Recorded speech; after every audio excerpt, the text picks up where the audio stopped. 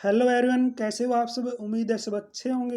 हम करें हरियाणा जी के इम्पोर्टेंट एमसीक्यू रिवीजन सीरीज, उसी सीरीज को हम आगे करते हैं।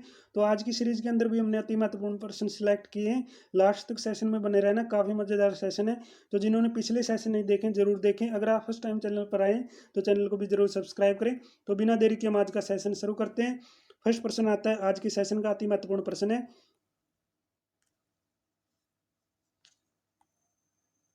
मूल हरियाणवी भाषा को किस मुख्य बोली का रूप माना जाता है। जो मूल हरियाणवी भाषा है उसका मुख्य बोली कौन सी है, यानी मुख्य बोली कौन सी आई हरियाणवी भाषा की, किस मुख्य बोली का रूप है।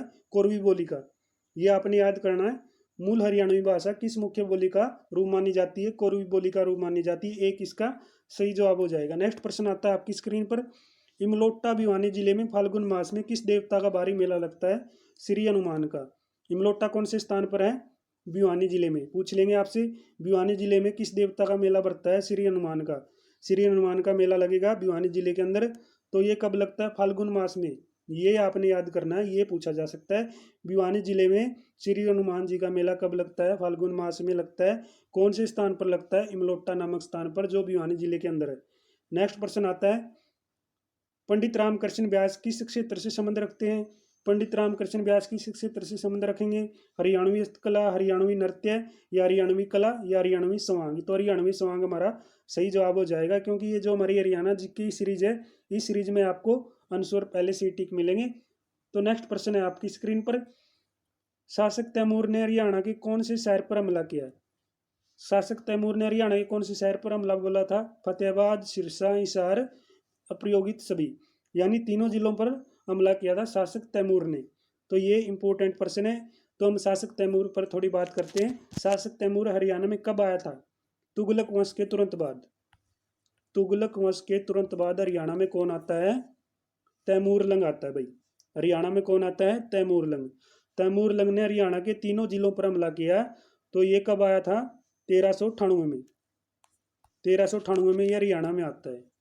मतलब जब फिरोज शाह तुगलक की मृत्यु हुई ना 1386 में, उसके तुरंत बाद हरियाणा में कौन सा आता है शासक, तैमूर लंग आता है। तुगलक वंश के बाद हरियाणा में तैमूर लंग का आगमन होता है। 1 महीना हरियाणा के अंदर ये रहता है। ये क्वेश्चन पूछा जाता है, तैमूर लंग हरियाणा में कितने दिन रुका। 1 महीना रुका था भाई, 1 महीना रुकता है। ये क्वेश्चन अति महत्वपूर्ण प्रश्न है। और इससे संबंधित क्वेश्चन और भी बनेंगे जो एग्जाम के लिए अति महत्वपूर्ण होते हैं। तो तैमूर लंग का उत्तराधिकारी कौन है। तैमूर लंग का उत्तराधिकारी कौन था, खरीज खां। खरीज खां था भाई। ये क्वेश्चन आप याद कीजिएगा। खरीज खां इसका उत्तराधिकारी था, तैमूर लंग का। खरीज खां ने कौन से वंश की नींव रखी थी, सैयद वंश की। सैयद वंश की नींव रखते हैं खरीज खां। तो खरीज खां से संबंधित अति महत्वपूर्ण प्रश्न की बात करें तो कौन सा होगा, खरीज खां का मकबरा कहाँ पर है, सोनीपत में। ये क्वेश्चन आपने भूलना नहीं है, क्योंकि एचएससी बार बार पूछती है खरीज खां का मकबरा कहाँ पर है। मकबरों से संबंधित क्वेश्चन तो आपको देखने को मिलते हैं। तो खरीज खां का मकबरा भी पूछा जाता है। खरीज खां का मकबरा हरियाणा में कहाँ पर है, सोनीपत में। खरीज खां ने सैयद वंश की नींव रखी, तैमूर लंग का उत्तराधिकारी था। तैमूर लंग 1398 में हरियाणा में आता है, 1 महीना रुकता है। हरियाणा के फतेहाबाद, सिरसा, हिसार जिलों पर हमला करता है। नेक्स्ट प्रश्न आता है, नर नारायण गुफा कहाँ स्थित है। तो नर नारायण गुफा कहाँ पर है, यमुनानगर में। यमुनानगर के अंदर है भाई नर नारायण गुफा। इंपॉर्टेंट गुफा है ये भी आपने याद करनी है, क्योंकि ये जो हमारी हरियाणा जी की सीरीज चली हुई है, इसके अंदर आपको पिछली परीक्षाओं पर आधारित प्रश्न, हरियाणा जी के नए प्रश्न, हरियाणा करंट से संबंधित क्वेश्चन देखने को मिलते हैं।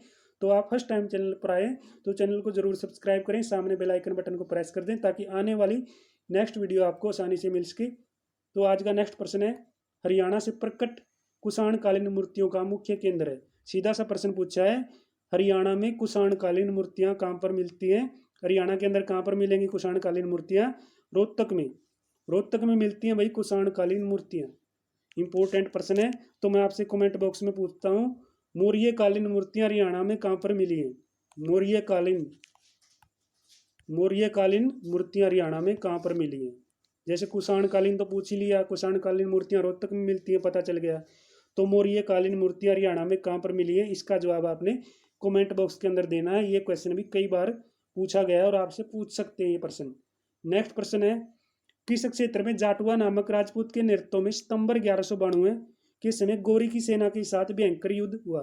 कब युद्ध हुआ था? 1192 में। 1192 में किस किस की लड़ाई लड़ी गई थी? मोहम्मद गोरी और पृथ्वी चौहान के बीच ये लड़ाई लड़ी गई थी। करनाल की लड़ाई हुई। करनाल का युद्ध 1191 और 1192 में हुआ। किस किस के बीच? पृथ्वीराज चौहान और मोहम्मद गोरी के बीच। 1192 की लड़ाई कौन जीतता है? मोहम्मद गोरी। और 1191 की लड़ाई कौन जीतता? पृथ्वीराज चौहान।